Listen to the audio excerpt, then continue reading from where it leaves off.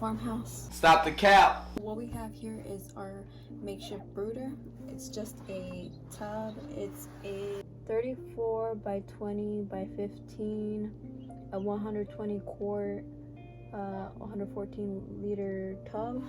So I had seen in another video to just lay down some paper rolls because the first 3 days is just going to be really messy. So I put that in. I got my heat lamp.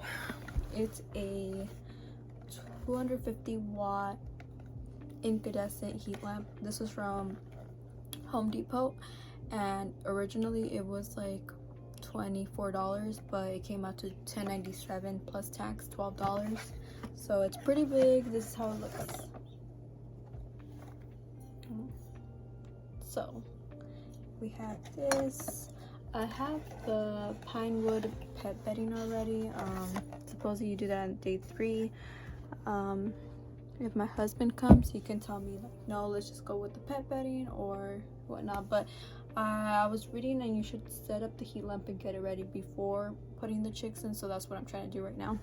Another thing we have is the clamp lamp. So this is where we're going to be attaching the lamp to. Trying to figure it out how it works. Let me turn on the TV and watch a quick video, because this is how the pieces look and I don't know what to do with them. So we're learning as we go. First, loosen this piece up, and you gotta put this one through with the O facing you, and then you hold it together, and then you put this on the lamp.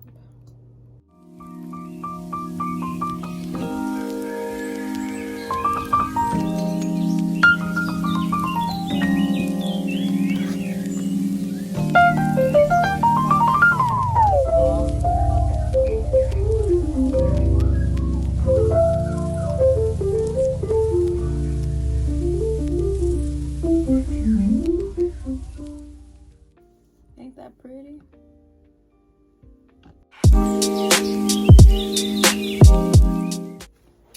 I have these containers, and then my husband bought Kickstarter.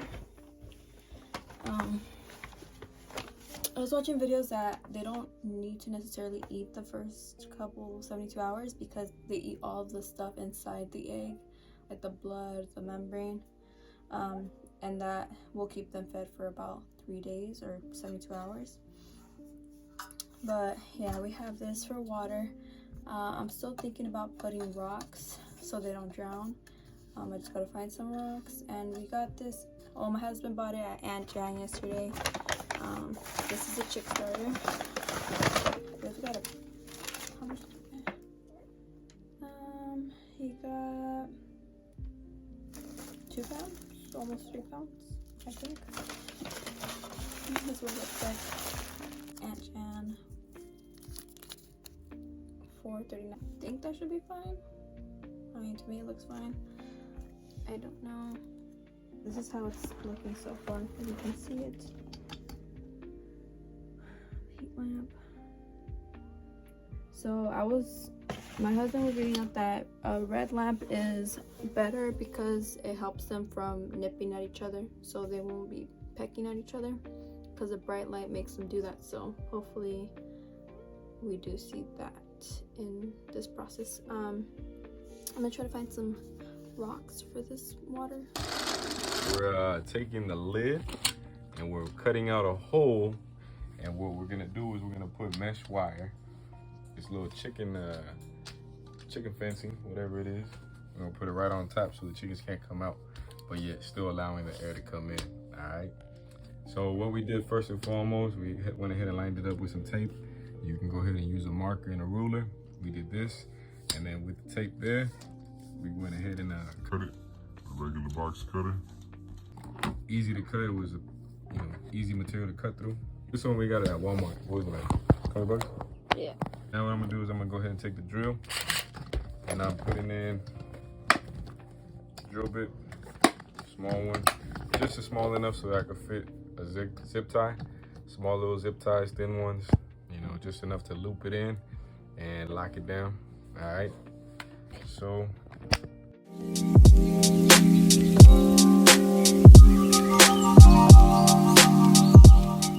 make sure that the holes that you're making are gonna be thick enough so the zip tie that you're using can fit through. All right, let's test it out. Perfect. So I didn't want it to be too easy to slip through, so I made it a small size on the drill. All right, so we're good to go.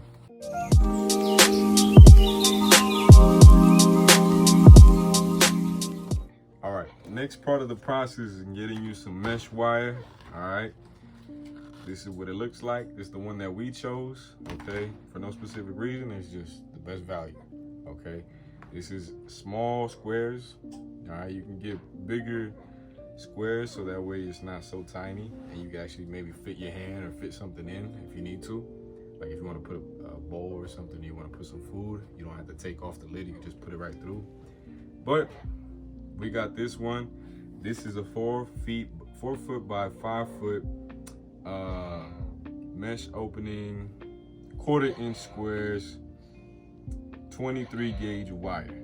All right, it's galvanized for durability. That's what it all says right there. All right, this is the brand is, what brand is this? Home Depot. Everbuilt. Home Depot. So yeah, basically what we're gonna do is we're gonna go ahead and measure it out, see how much we need.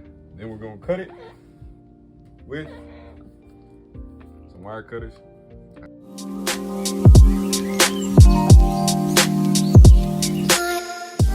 Next part of the process, get those wire cutters and get cutting.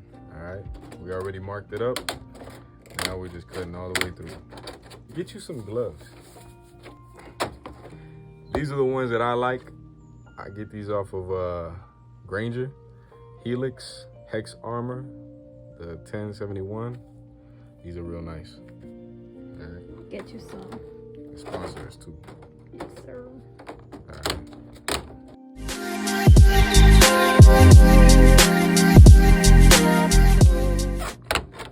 And voila. Right. To make it easier, let me flip it over.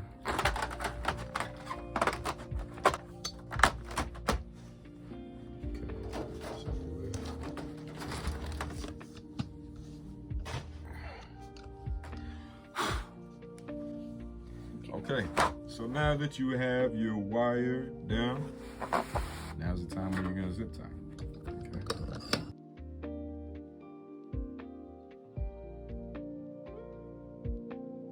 So, tip of the day, make sure you get those corners first. Once you get the corners first and foremost locked down, it makes the rest of the job easier. Then you can go ahead and hit all the other ones if need be. I don't think I'm gonna have to use every single hole. So I'll probably just jump 2, hit the next one. Jump 2, hit the next one. That should be enough, all right?